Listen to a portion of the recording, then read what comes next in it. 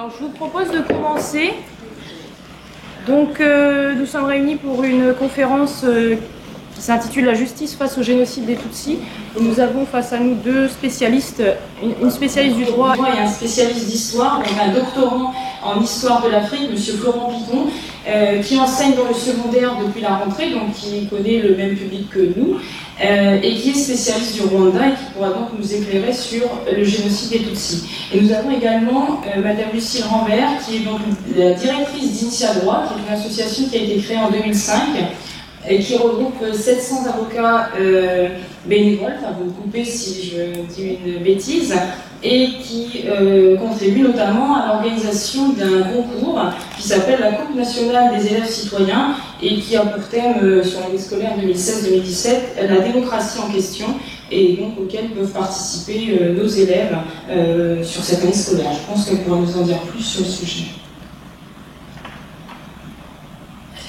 Merci beaucoup de nous avoir invités. Donc, je représente l'association Initia Droit. Comme vous avez dit, on est des avocats bénévoles. On est répartis sur 18 barreaux partenaires.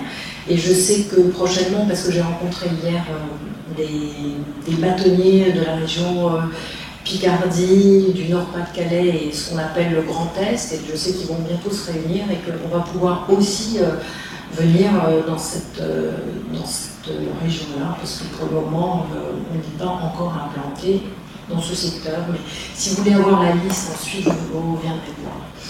Donc, nos interventions, comme vous l'avez dit, c'est une association reconnue d'utilité publique, ambassadeur de la réserve citoyenne. Les avocats, on travaille donc avec l'APAG depuis pratiquement 15 ans, et c'est à l'époque, c'était M. Thiel et Mme Bertolini-Poulos, ça vous dit peut-être rien, mais qui nous ont aidés à arrêter la liste de nos thèmes d'intervention, enfin les tout premiers. Et puis maintenant, bon, on traite directement avec l'inspection générale d'histoire géo et de MC. Donc, on vous propose pour chaque niveau de classe 4 thèmes. Vous avez dans vos pochettes de participants, dans vos petits cartables, vous avez un dépliant normalement. Vous avez la liste des thèmes dessus. En fait, l'originalité de la méthode, c'est que bien sûr les professeurs font leur cours et nous on vient l'illustrer à partir d'une méthode de cas pratique. On va dérouler un cas pratique qui s'est passé au tribunal et qui est loin des représentations très faussées qu'ont les élèves de la justice. Et donc on leur plante le décor et à partir des faits, on leur fait deviner qui sont les parties en cause, quelles sont les prétentions, que va décider le juge, et surtout on remonte jusqu'au sens de la loi, pourquoi la loi stipule telle ou telle chose, pour vraiment leur permettre de se réapproprier le droit. Parfois ils nous écrivent « le droit c'est fait pour moi », et bon, c'est important dans un état démocratique de pouvoir justement venir compléter et témoigner de ce qui se passe au tribunal. Vous avez des grands thèmes, et sur chaque thème qu'on vous donne, en fait, il y a des tas de sous-thèmes. Par exemple, le thème des discriminations, vous savez peut-être, dans la loi, il y a 21 critères. Donc, suivant ce que le critère de façon très fine que vous désirez, l'avocat, lui, qui vous est attribué, va choisir le cas pratique qui correspond. Donc, on essaie de faire du sur-mesure entre des avocats qui sont bénévoles et des professeurs qui sont volontaires, qui ont envie de faire venir un praticien dans leur classe. Et puis là, donc, on a une adresse mail et un site, initiadroit.com. Et avant c'était tous les 2 ans, et depuis cette année c'est tous les ans. Donc on lance ce concours à la Coupe nationale des élèves citoyens. Ça va être la 6e édition maintenant, mais maintenant ce concours est devenu national.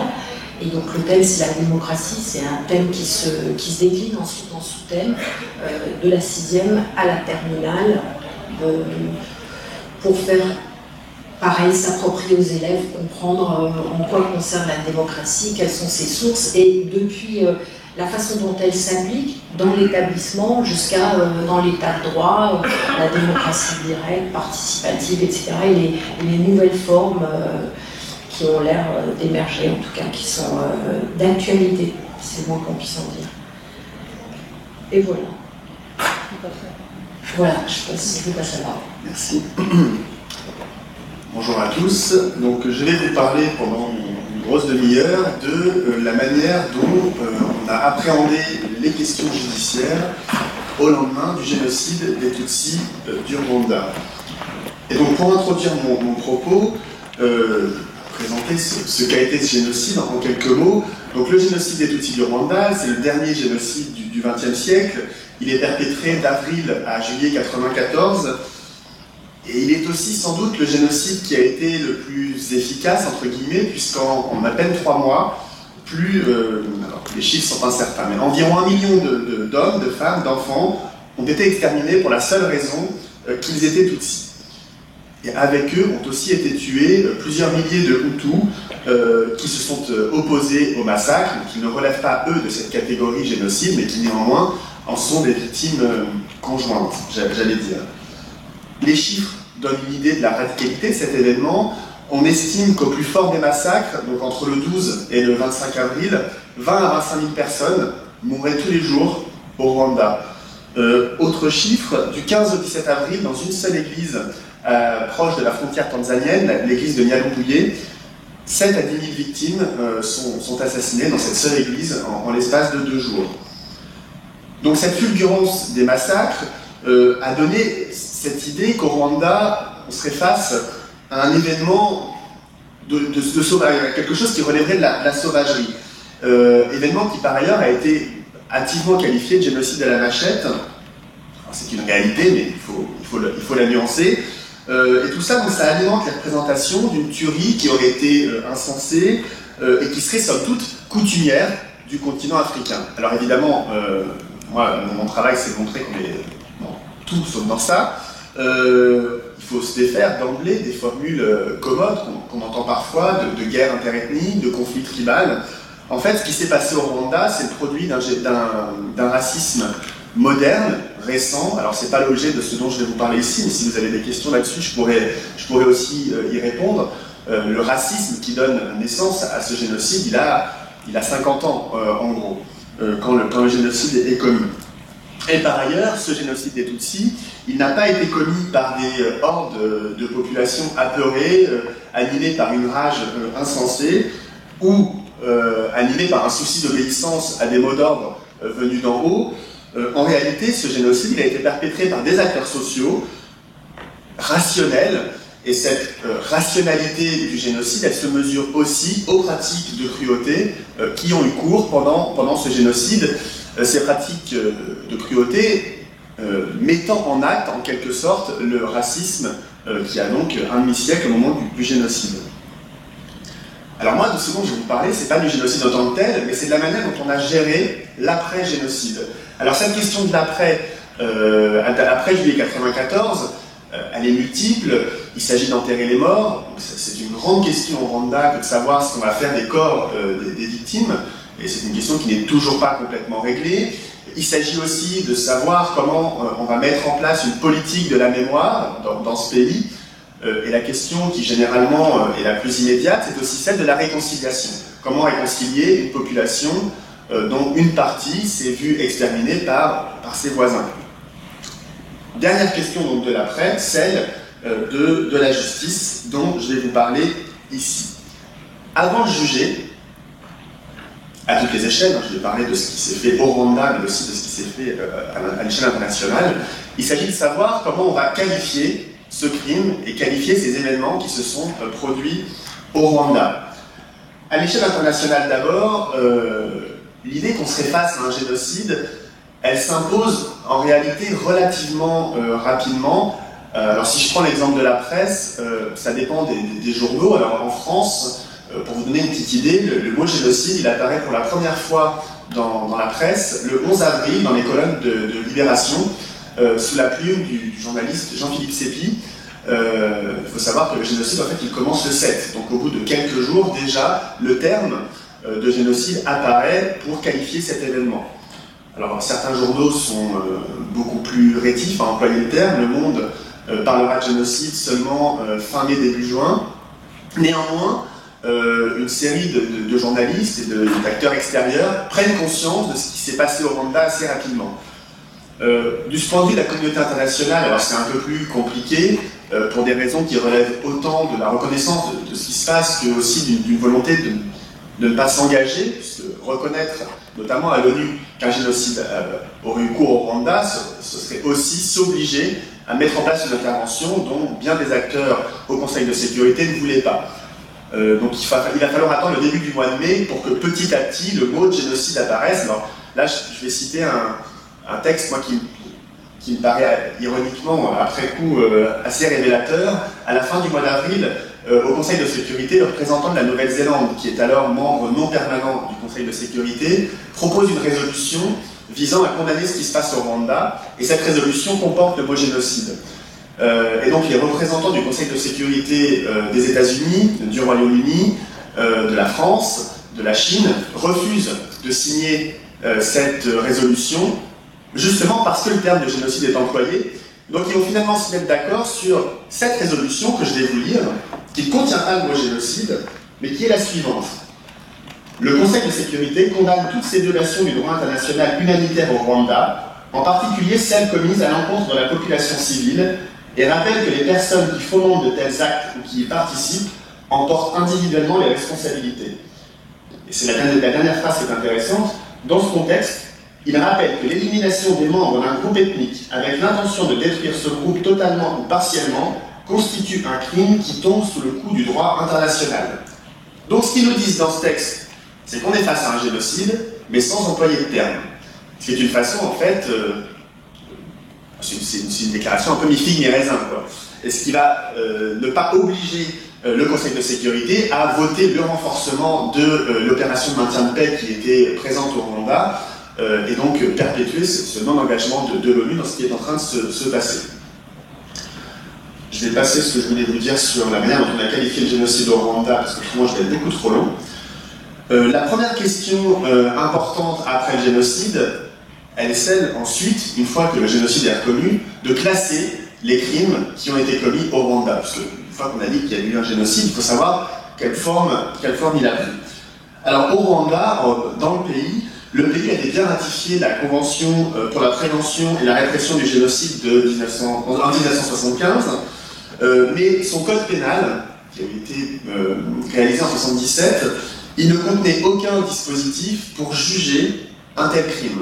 Et donc, au lendemain du génocide, le gouvernement se retrouve dans une impasse juridique. Donc, dès 1996, une loi va être prise qui permet d'organiser les poursuites pour les crimes de génocide et contre l'humanité commis dans le pays entre octobre 90 et décembre 94. Alors, pourquoi la couverture temporelle elle est plus large ici? Donc, c'est pas seulement avril à juillet 94, parce qu'en fait, cette couverture sur 4 ans, elle permet d'inclure dans les procès tous les massacres et tous les pogroms antérieurs à avril 94. Et c'est un enjeu important de la justice aussi de ce génocide. Alors le cadre judiciaire qui se met en place avec cette loi, il s'organise autour d'une catégorisation des crimes qui sont regroupés en 4 puis 3 catégories, chacune de ces catégories correspondant à 1 degré de participation au génocide. Alors c'est une catégorisation qui a évolué au cours du temps, néanmoins moi, je vais essayer de la simplifier, que j'ai synthétisé dans ce tableau. Alors dans les lois successives qui organisent donc cette répression du crime de génocide au Rwanda, 10 types de crimes ou 10 degrés de participation au génocide sont recensés. Alors d'emblée, c'est ce qui me paraît intéressant, ce sont les 2 premières catégories, organisateurs et autorités. La dimension planifiée et hiérarchisée des massacres, elle est mise en avant en isolant donc en première catégorie, sous-entendu la plus grave, ceux qui ont organisé les tueries.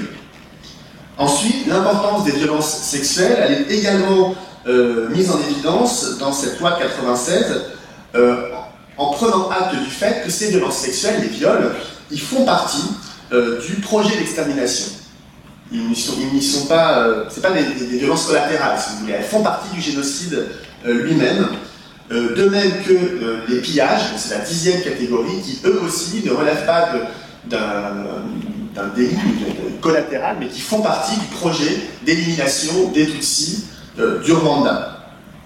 Néanmoins, en 1996, les rédacteurs de la loi, ils n'ont pas encore cerné toute l'ampleur des violences qui ont été commises dans le pays.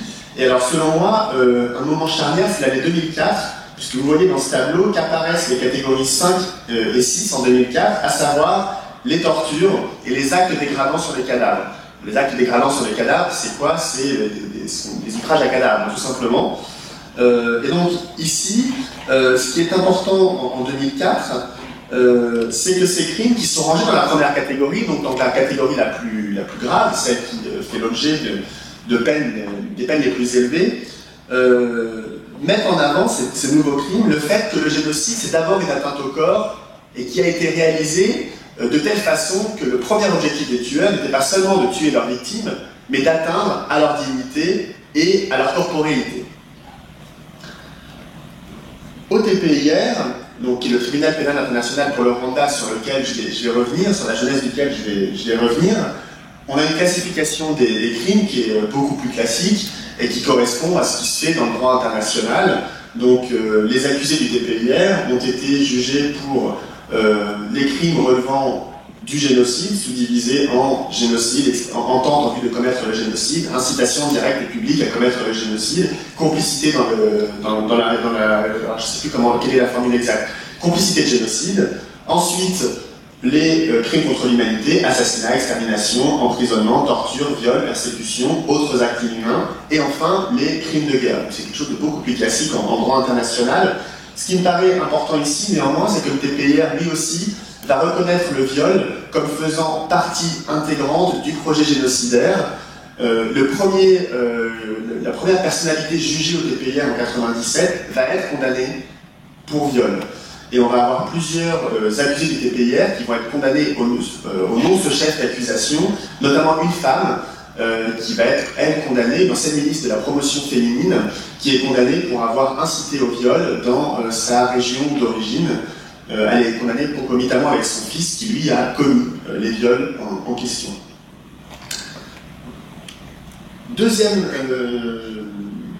Dernier enjeu avant la justice elle-même, identifier les responsables du génocide. La première chose à faire, et ça le Rwanda s'y est attelé très rapidement, a été de compter les participants au génocide. Dès le mois de décembre 1994, je vous l'ai dit, le génocide se termine en juillet, le Front patriotique rwandais met fin au massacre et s'empare du pouvoir dans le pays mi-juillet. Et donc dès le mois de décembre, un collectif d'associations des droits de l'homme au Rwanda rédige un rapport sur la réalisation du génocide dans la capitale. Et ce rapport, il est essentiellement, qui fait à peu près 250 pages, il est constitué sur 200 pages d'une liste des responsables du génocide dans la capitale. Cette liste, elle comprend 2000 noms, et donc elle dresse un premier contour de ceux qui auraient perpétré le génocide. Alors c'est intéressant d'analyser cette liste, puisque essentiellement, en fait, ce qu'elle recense, ce sont les tueurs, et éventuellement quelques personnalités qui ont organisé les massacres, donc les maires, les bourgmestres, les conseillers de secteur, qui sont en fait des conseillers communaux, les conseillers de cellules, les cellules étant des divisions, des subdivisions des secteurs, les secteurs étant eux-mêmes des subdivisions des communes. On a aussi toute une série de commerçants qui ont prêté leurs véhicules, financé les massacres. On a aussi quelques personnalités féminines qui sont mentionnées dans ces listes pour avoir dénoncé des familles qui se réfugiaient ou participé elles-mêmes aux tueries. Néanmoins, 2000 morts, c'est un lapsus étrange, 2000 responsables des massacres mentionnés en décembre 1994, c'est en réalité assez peu. Je vais y venir, mais au Rwanda, on a eu 1 million de procès sur une population qui, au moment du génocide, comprenait 7 millions d'habitants. Donc 2000 morts dans la capitale, c'est finalement assez peu, mais ça dresse en réalité, cette première liste, les contours des principaux tueurs dans la capitale. Dans les années suivantes, il va y avoir plusieurs rapports réalisés par les autorités rwandaises dans l'objectif tout à la fois de recenser les victimes et toujours de manière concomitante les auteurs des massacres.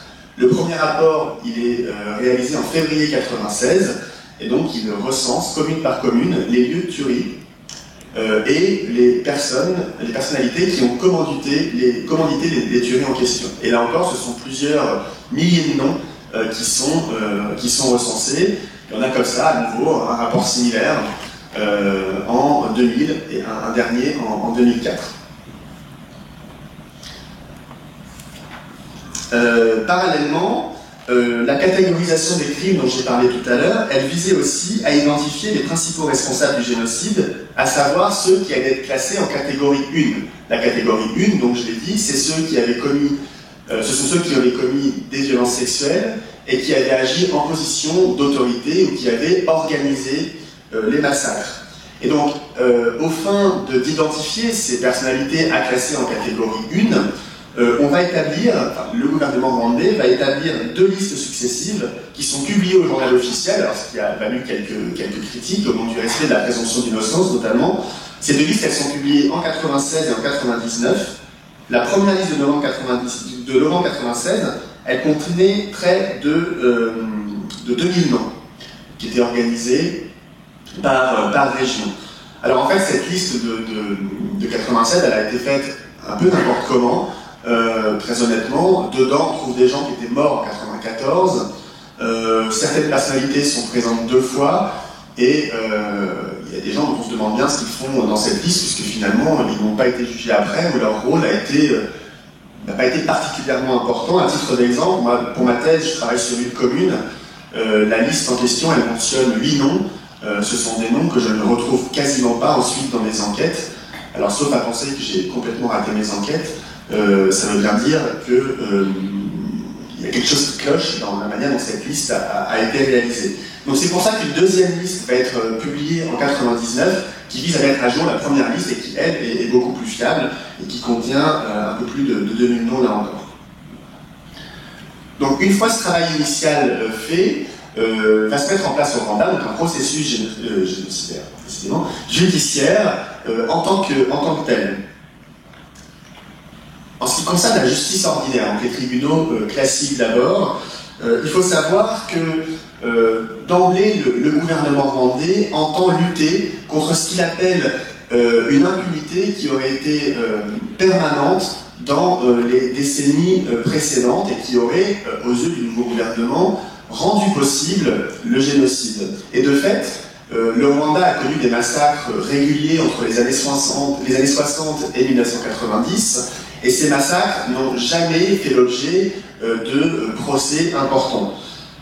À titre d'exemple, par exemple, en mai 63, donc on est à peine 1 an après l'indépendance et 3 ans après les premières violences à l'encontre des Tutsis dans le pays, une loi est promulguée qui exclut toute poursuite pour les, je cite, les infractions politiques commises dans le cadre de la participation à la lutte de libération nationale. Dans le vocabulaire politique rwandais, ça veut dire qu'on ne poursuivra pas ceux qui ont tué des Tutsis entre 59 et 61 dans des premières violences ethniques.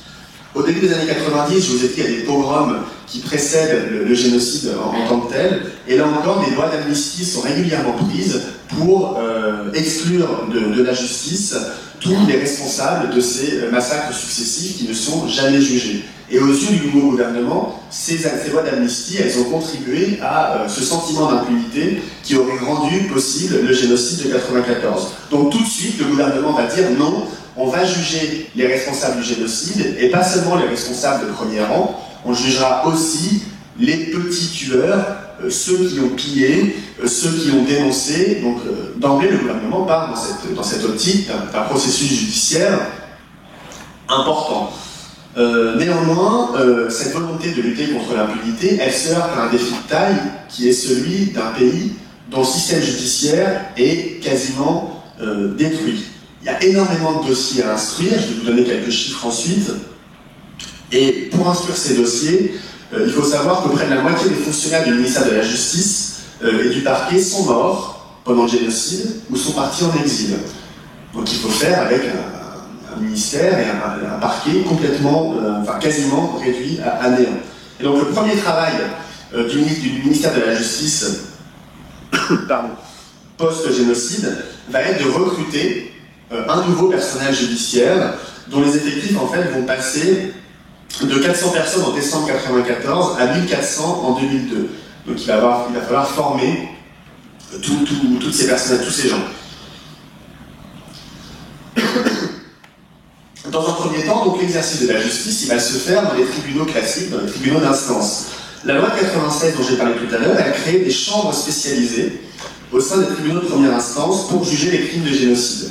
Le Rwanda était organisé en 11 préfectures, il y avait un tribunal de première instance par préfecture, donc 11 tribunaux de première instance. Dans chacun de ces tribunaux de première instance, on va créer une chambre spécialisée pour juger les crimes de génocide. Le premier procès, c'est celui d'un infirmier et d'un responsable de cellule. Il est commencé le 27 décembre 1996, donc 2 ans et demi après la fin des massacres, et il s'achève le 3 janvier 1997, donc à peu près une semaine après, les deux accusés étant déclarés coupables et condamnés à mort. Néanmoins, vous voyez, il a fallu 2 ans et demi pour que le premier procès ait lieu, et si on fait le bilan à la veille de la 10e commémoration, à la veille donc en 2004, en printemps 2004, moins de 10 000 jugements ont été prononcés. Autrement dit, à l'échelle du pays, c'est très très peu. À un tel rythme, il aurait fallu un siècle pour juger tous ceux qui étaient alors en prison. Donc ça paraissait une tâche difficile à accomplir. Ça explique que les détentions préventives ont été régulièrement prolongées, puisqu'on ne pouvait pas juger les gens qui étaient en prison. Et c'est ce constat-là de l'impossibilité à juger dans les tribunaux ordinaires qui va conduire le gouvernement rwandais à expérimenter un nouveau dispositif, quelque chose qui est parfois un peu connu en France, qui est le dispositif Gacaca. Alors, l'histoire du processus Gacaca est assez simple. En fait, les Gacaca, ce sont des tribunaux populaires qui sont ancrés dans l'intimité des liens sociaux sur les collines. En gros, c'est des tribunaux qui ne sont pas pris en charge par des juges professionnels, mais par des citoyens élus.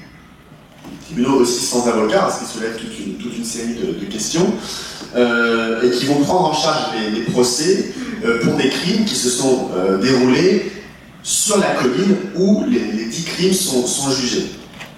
Alors, la possibilité de mettre en place de tels tribunaux populaires, elle est évoquée très tôt, mais elle fait l'objet d'une opposition assez vive, notamment des milieux de rescapés qui s'y opposent, qui considèrent que ce ne serait pas une justice sérieuse. Alors c'est intéressant aujourd'hui de relire la presse de cette époque, puisque aujourd'hui au Rwanda, tout le monde plébiscite le dispositif Gacaca. Au moment où il est élaboré, en réalité, il y a une vive opposition des rescapés à ce dispositif.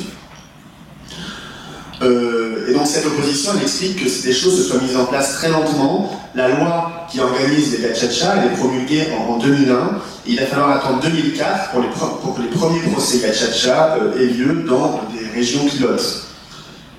Selon les termes de la loi, ces tribunaux Gacaca, ancrés donc dans l'intimité des liens sociaux, au plus près des lieux de commission du génocide, ils devaient juger les accusés des catégories 2 et 3. C'est-à-dire que les accusés de catégorie 1, les organisateurs, les autorités, les responsables de violences sexuelles, eux, relevant toujours des tribunaux ordinaires. Sauf que petit à petit, le champ d'application des Gacaca, il s'est étendu parce que les tribunaux ordinaires n'arrivaient même pas à écouler le stock des dossiers pour ces responsables de catégorie 1, tant et si bien que dans la dernière réforme en 2008, les tribunaux Gacaca, les tribunaux ordinaires ne jugeaient plus que les responsables des massacres à l'échelle du pays et des préfectures. Les responsables des massacres à l'échelle des communes ou les auteurs de violences sexuelles ont fini par être jugés en Gacaca, eux aussi, étant entendu que les crimes de violence sexuelle étaient jugés à huis clos pour préserver les victimes. Ces Gacaca, elles sont organisées conformément à la division administrative du pays. Donc vous avez d'abord des Gacaca de cellules, donc il y en a 10 000 à peu près dans le pays. Leur travail, c'est de procéder à la collecte d'informations, donc récolter en gros une histoire locale du génocide pour savoir qui il va falloir juger. Donc ce sont aussi ces Gacaca de cellules qui ont instruit les dossiers. Ensuite, les Gacaca de secteur, donc le niveau administratif supérieur, étaient chargés de juger les crimes commis au sein de ces Gacaca de secteur. Et il existait enfin un troisième niveau qui était une juridiction d'appel au niveau du secteur. Sur l'appel, il faut savoir que les accusés jugés pour des crimes de pillage n'avaient pas le droit de faire appel. Donc quand vous étiez jugé uniquement pour pillage, vous ne pouviez pas faire appel. Je vais passer ça. Alors, quelle forme prend cette justice communautaire Gachacha? Donc, je l'ai dit, c'est une justice qui se fait sur la colline, directement sur les lieux des massacres. Par exemple, dans une ville de l'ouest du pays, qui s'appelle Kivuye, au bord du lac Kivu, on a eu toute une série de procès Gachacha qui ont eu lieu sur le stade de foot, sur un endroit où il y a eu 4000 morts. Et au moment des procès, le stade était aussi un mémorial. Donc les procès avaient lieu sur les lieux du crime et sur le lieu du mémorial, ce qui a une certaine importance symboliquement. La meilleure formule, je trouve, pour résumer les Gachacha, c'est celle d'un procureur rwandais, Jean-Marie Mbarushimana, dans le film d'Anna Guillon, Mon voisin, mon tueur, qui est un film documentaire de 2009 qui décrit ces procès Gachacha, qui dit, ce procureur, ton procureur sera ton voisin, ton avocat sera ton voisin, ton juge sera ton voisin. Alors c'est une vision un peu optimiste des Gachacha, même si elles ont eu plein d'avantages, hein, ces juridictions Gachacha. Néanmoins, il n'y a pas vraiment de procureur, il n'y a pas vraiment d'avocat. En revanche, il y a bien des juges qui ont été élus par la population locale et qui ont été chargés donc, de mener ces procès, qui ont bénéficié de formations en droit avant que les procès commencent. Néanmoins, ce qui est assez intéressant et ce qui soulève une autre limite des Gachacha qui n'est pas toujours mentionnée. Alors, souvent les Gachacha on les critique parce que justement, c'est pas des juges professionnels, il n'y a pas d'avocat, il n'y a pas toujours, la peine n'est pas autorisée pour les actes de pillage. Une autre critique qu'on pourrait formuler, c'est que en fait, le processus Gachacha, il a été aussi investi par d'anciens génocidaires.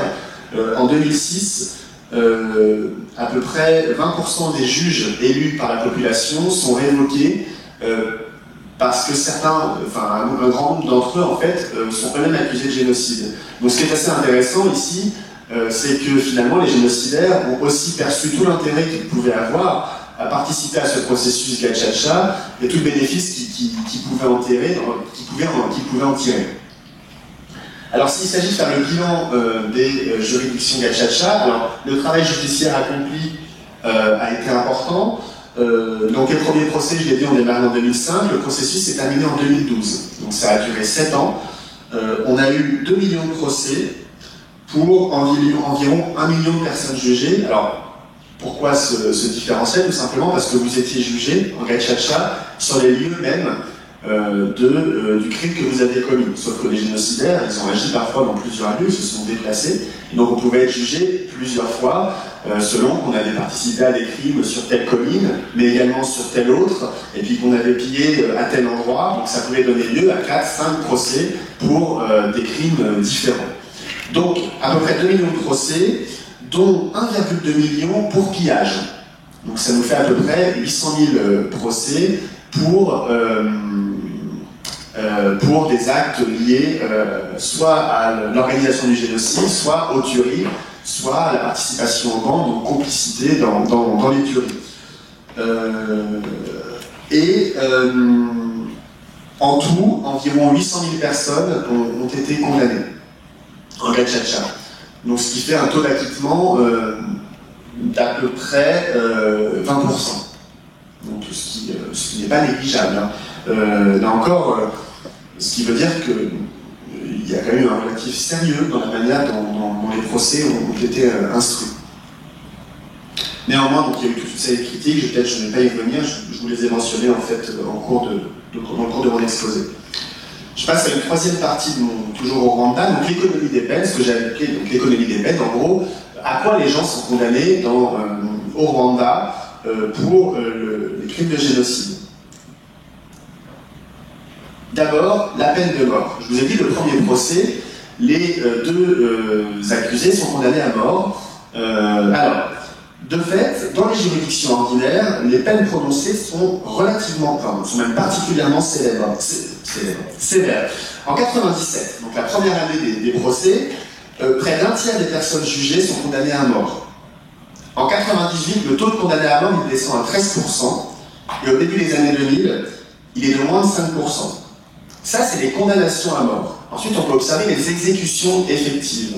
En réalité, il n'y a eu qu'une seule exécution pour génocide. Alors, une seule, mais elle concerne plusieurs individus. 22 personnes ont été exécutées le 24 avril 1998, publiquement.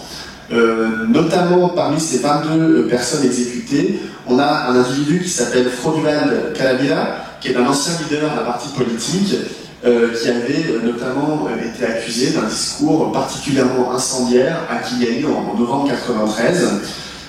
Donc lui est exécuté avec d'autres personnes au stade de Kigali le 24 avril 1998. Ces 22 exécutions du 24 avril 1998, ce sont les seules exécutions pour génocide. On peut considérer que c'est 22 exécutions de trop, hein, c'est pas ce que je suis en train de dire. Mais néanmoins, il n'y en aura pas d'autres. En fait, la peine de mort a été abolie au Rwanda en 2007. Donc toutes les condamnations à mort antérieures, elles ont été commuées en condamnation à perpétuité. Pourquoi la peine de mort a été abolie? Pour une raison en fait toute simple, c'est que le Rwanda revendiquait l'extradition d'un certain nombre d'accusés dans d'autres pays, notamment en Europe, aux États-Unis, et revendiquait également des extraditions potentielles d'accusés du TPIR, dont je vais parler ensuite, en fuite. Et donc, pour que le TPIR accepte d'extrader ces personnalités en fuite qui potentiellement un jour seraient arrêtées, il fallait que le Rwanda n'applique plus, ne dispose plus dans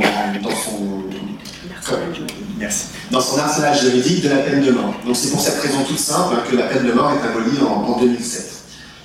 Donc en réalité, les principales peines effectives encourues par les génocidaires accusés puis condamnés, ce sont des peines de prison et de travaux d'intérêt généraux. Je sais plus. D'intérêt général, c'est qu'un seul intérêt. Alors, dans les premières années, donc l'ensemble de l'échelle punitive, elle est utilisée. Donc il y a un taux d'acquittement important, je ne reviens pas là-dessus.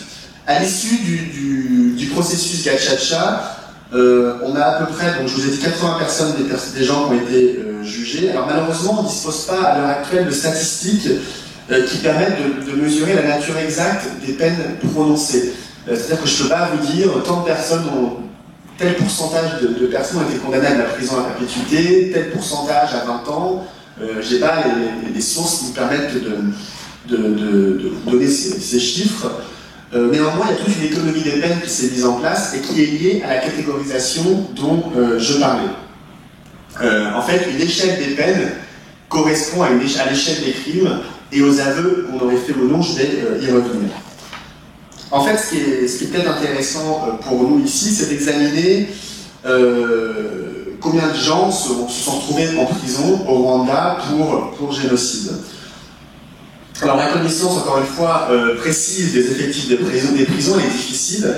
Alors le chiffre qui circule tout le temps, partout, depuis la fin des années 90, depuis 98-99, c'est celui de 120 000 personnes incarcérées à la fin des années 90, au début des années 2000, pour génocide.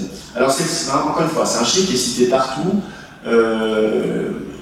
J'ai toujours pas réussi à voir d'où il venait, quelle était la première mention de ce chiffre. En réalité, les statistiques dont on dispose, les statistiques de l'administration carcérale rwandaise, elles reflètent essentiellement une tendance. C'est très difficile, compte tenu des sources disponibles, de vous dire avec précision combien de gens étaient en prison, ne serait-ce que parce que les chiffres de l'administration carcérale, elles mentionnent les gens en prison, et elles ne mentionnent pas les gens dans les cachots. Dans les communes, il y avait des cachots communaux, et de nombreuses personnes étaient enfermées dans les cachots, parfois pendant plusieurs années.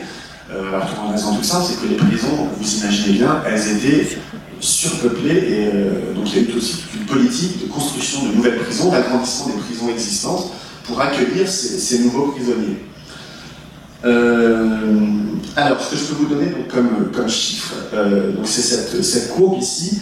Vous voyez qu'en fait, il y a une très forte augmentation du nombre de prisonniers entre 97 et 98. Alors, cette augmentation assez fulgurante, elle s'explique très simplement.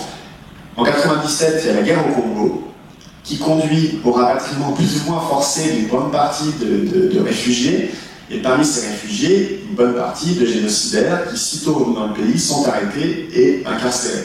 Ce qui explique cette hausse fulgurante de 97-98. Donc le pic des incarcérations, il est atteint au début des années 2000, vous le voyez sur ce graphique.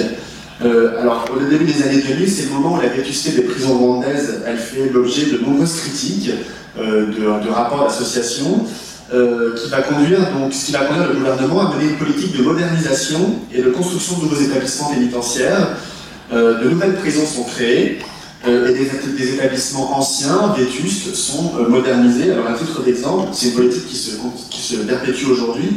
La plus vieille prison du pays, la prison de Kigali, la capitale, qu'on appelle la PCK, la prison centrale de Kigali, ou la prison 1930, de sa date de création, elle est destinée aujourd'hui à être fermée, à être transformée en musée. On est en train de construire une prison plus grande, plus moderne, en périphérie de Kigali. Ensuite, vous observez sur la carte deux petites baisses au milieu des années 2000. En fait, elles sont liées, ces baisses, pareil, assez franches, à des décrets de libération conditionnelle par le président de la République. Là encore, pour lutter contre la surpopulation carcérale, on décide que les personnes en attente de jugement, selon certains critères, donc si elles ont avoué, si elles ne font pas partie des catégories 1, peuvent être libérées en attente de leur procès, qui est à être réincarcérées une fois le procès effectif. Ce qui a été le cas de nombreuses personnes, de nombreux individus qui du coup ont fait des années de prison avant le milieu des années 2000, qui ont été jugés en Gacaca en 2007, 2008, 2009 et qui ont donc été réincarcérés à l'issue de leur procès. Voilà. Alors la nouvelle hausse, alors si je montre l'écran d'ordinateur, ça ne sert à rien.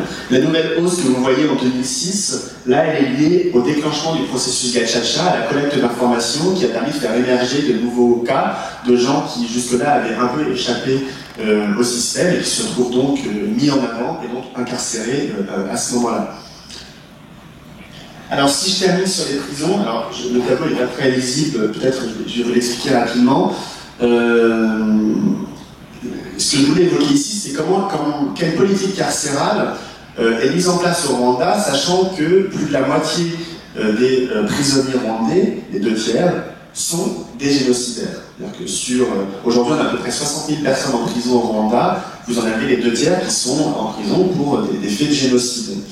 Alors, ce qu'on voit sur ce tableau, c'est que les génocidaires, ils sont présents dans quasiment toutes les prisons du pays. Vous le voyez sur ce tableau, donc c'est la colonne totale la sous-colonne totale de la colonne génocidaire. Néanmoins, ils sont nettement majoritaires dans une série d'établissements, la prison de Nyanza, de Bugesera, de Bouillé.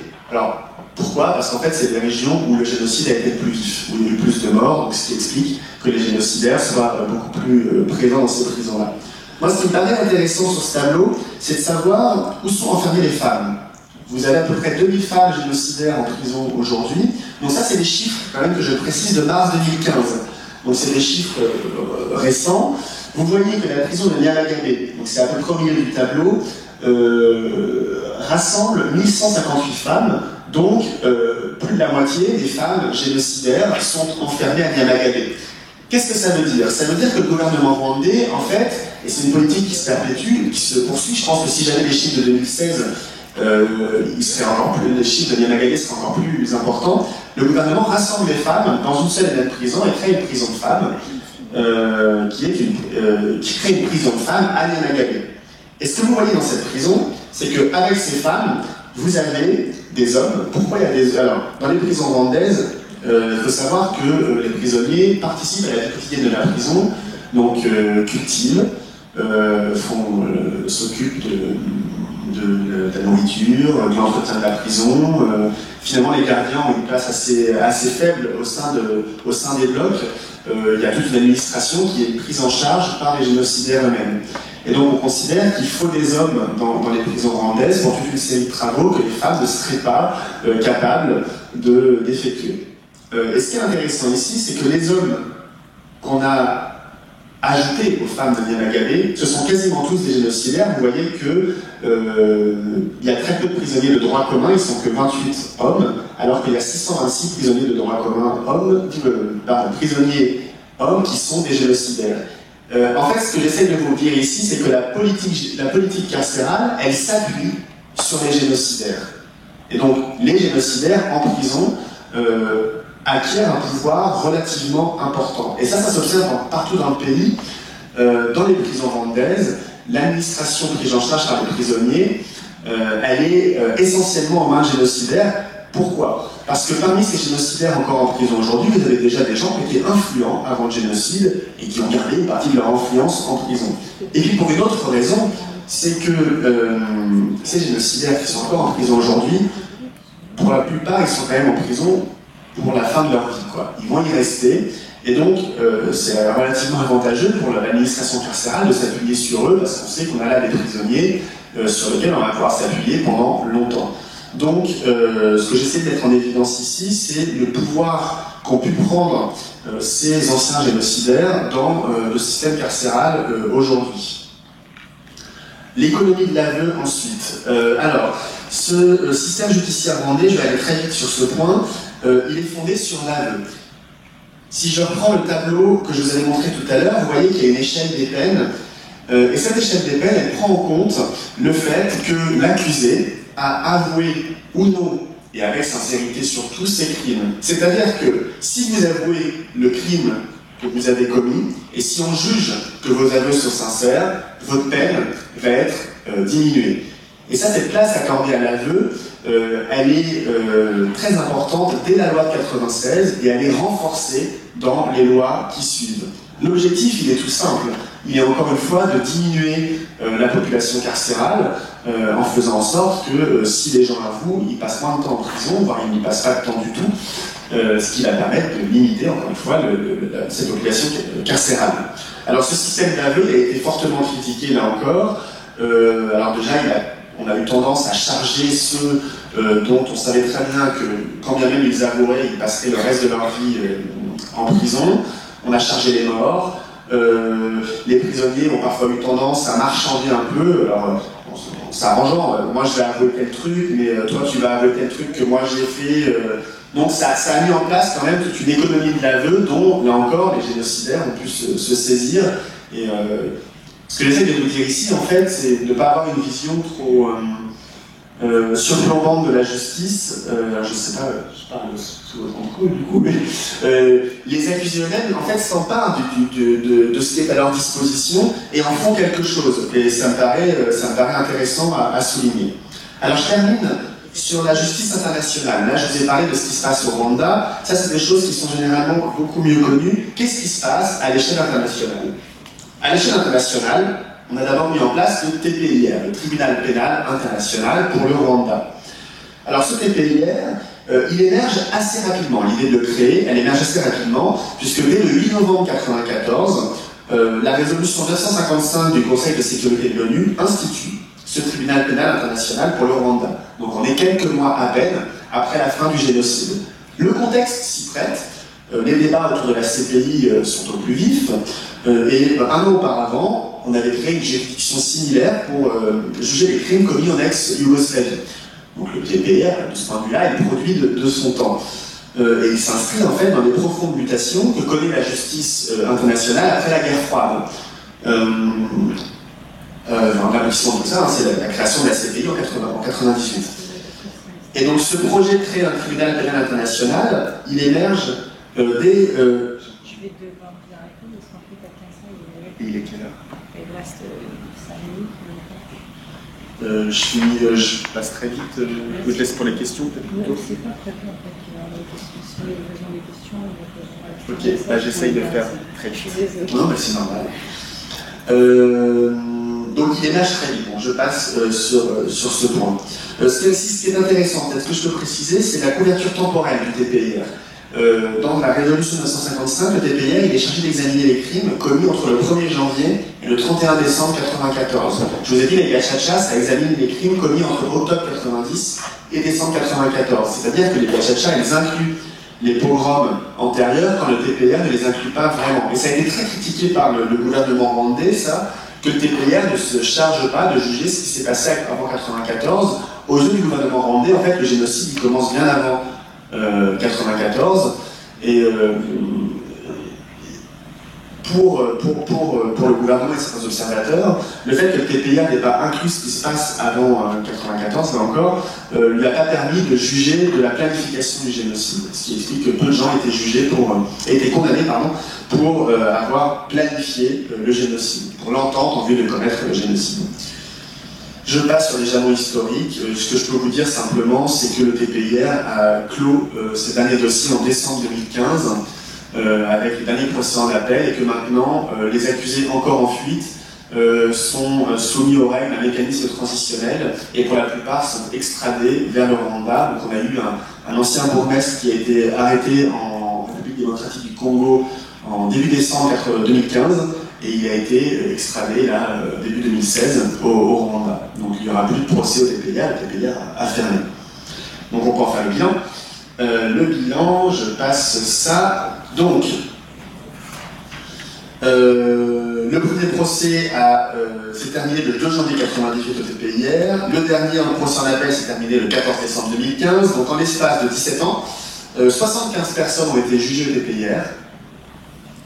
75 personnes ont été jugées. Dans 53 procès, il y a eu des procès collectifs, 9 procès collectifs qui ont groupé de 2 à 6 accusés. Alors les procès collectifs, c'était